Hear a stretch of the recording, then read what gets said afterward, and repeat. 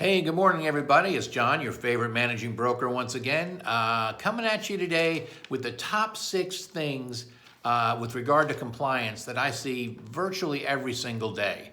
As you know, we've done about 3,000 transactions this year, so I see a lot of these things.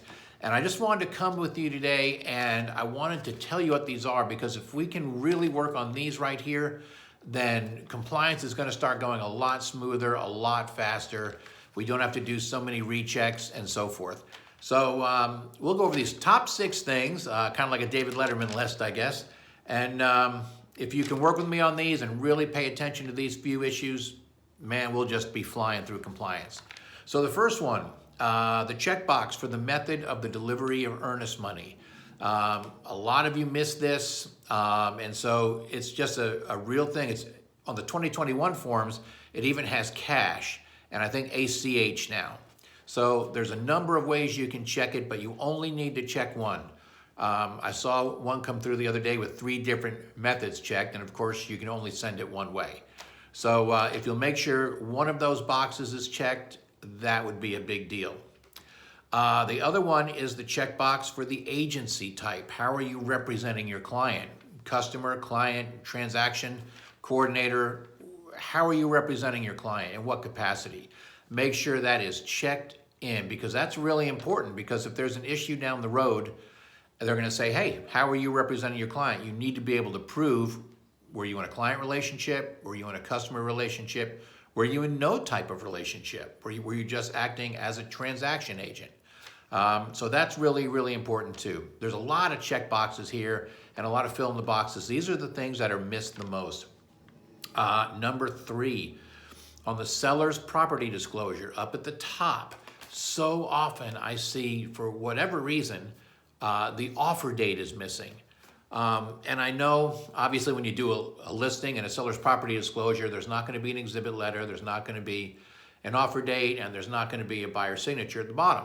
Okay, but once those are done, make sure you go back and you have your exhibit letter, make sure you have your offer date and the buyer's signature and the seller's signature at the end of that form.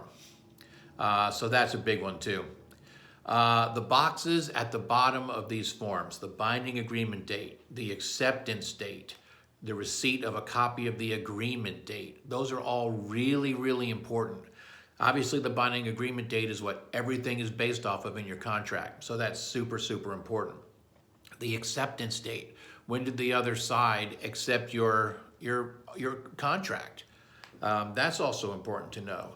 And of course, as you know, the receipt of the copy of the agreement is on the buyer's brokerage agreement and the listing agreements, okay?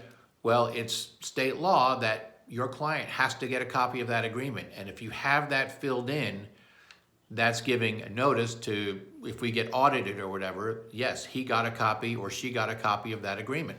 So that's really, really important, even though it seems like a really small thing, okay? The other things that I see every day, and I know I've talked about this a lot, are both with SCR, we don't allow sub-agency and we don't allow dual agency. Now, if you don't know what either of those are, give me a call. I'll be happy to explain what they are to you. But in those series of boxes there, those are the only 2 boxes you ever need to check, okay, are the sub-agency box and the dual agency box. All others can be left blank, because we do offer all of those other types of agencies. Now, don't confuse tenant agency and landlord agency with property management. We obviously don't do any type of property management, but you can represent a tenant or a landlord in securing that lease and collecting a commission for doing so. Okay, so remember, just the dual agency and sub-agency boxes need to be checked, and they need to be checked every single time. On your escrow agreement, F511, I often see, for whatever reason, the seller is not listed at the top. And I see this several times a day. And I don't know if people are just missing it, if it's not well seen, but this is something that's happens so often that I want to bring it to the forms committee to see if they will change the form, because it's missed virtually all the time. So if we can make sure that's done. If you can just go over these things and make sure everybody's involved, everybody's on the sheet of paper, everybody's written in, again, we can zip through compliance so much faster than we currently are, and we can get you on your way to your DA. I keep getting texts popping up while I'm doing this. And that's really it. The only other thing I wanted to make sure that you guys knew, those are things from the compliance side. When you have a Prime Street or an Op City referral, please, please, please make sure that those are paid at closing. We've had a few issues in the last year where Op City has shut down the company because one person didn't pay their referral on time.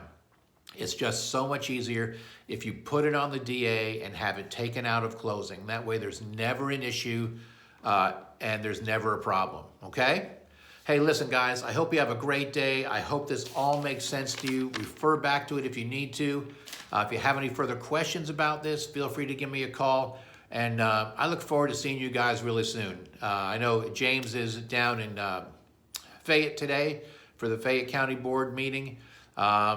And hope we get to see you all again real soon. And stay safe out there and have a great day. Bye-bye.